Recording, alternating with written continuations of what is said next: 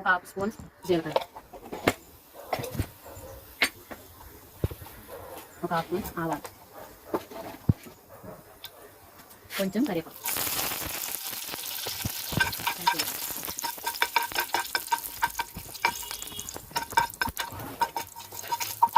చేసిన తర్వాత sweet corn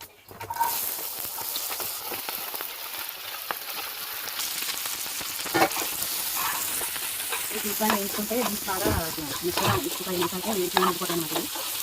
మామూలుగా అయితే ఇంట్లో పెట్టి మంచిగా వేసి కాల్చుకొని కానీ చాలా మెత్తగా అవ్వాలి. మంచిగానే 5 నిమిషాలు అయిపోయింది. కొంచెం మూత వేసుకొని కొంచెం మగ్గిన తర్వాత కొంచెం లైట్గా సాల్ట్,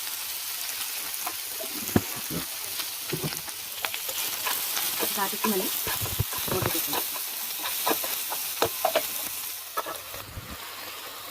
కొంచెం మగ్గిన తర్వాత మళ్ళీ తీసి ఇలా తిప్పి ఇలా కలుపుకొని ఇప్పుడు టమాటాలు తగ్గించాం కదా, చిన్న చిన్న పీసెస్ కూడా వేసి ఇలా తిప్పుకోవాలి.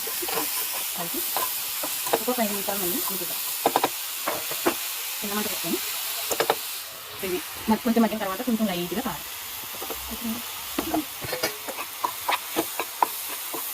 నేను ఇంకో కొంచెం వేస్తాను. అంటే చికెన్ మసాలా వేయాలి లాస్ట్లో, అందుకని ఇంకొంచెం ఎక్కువ కారం కాకుండా మళ్ళీ తింటుంటే మంచి స్పైసీగా ఉండాలని వేస్తున్నాను. మా నాన్నగారు ఈ స్వీట్ కార్న్ సన్నకాడ నుంచి చేతిలా స్నాక్ చేస్తున్నాం కదా అంటా ఉన్నారు. ఇంకా కంగారు అవుతుంది మా నాన్నకని ఇంకా రెడీ చేస్తాను అనమాట స్నాక్.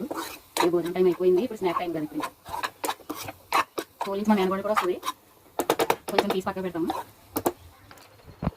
కొంచెం మగ్గినాయి కదా, ఇప్పుడు చికెన్ మసాలా అది షాప్ దగ్గర అంటారు కదా, అది అన్నమాట చికెన్ మసాలా. అది కొంచెం లైట్గా టేస్ట్ కోసం అని కొంచెం నేను లైట్గానే వేస్తున్నాను, హాఫ్ స్పూన్లో ఆపుతున్నాను. చూడండి ఎంత బాగున్నాయి కదా, చూస్తుంటేనే ఇప్పుడు తినాలనిపిస్తుంది అనుకో.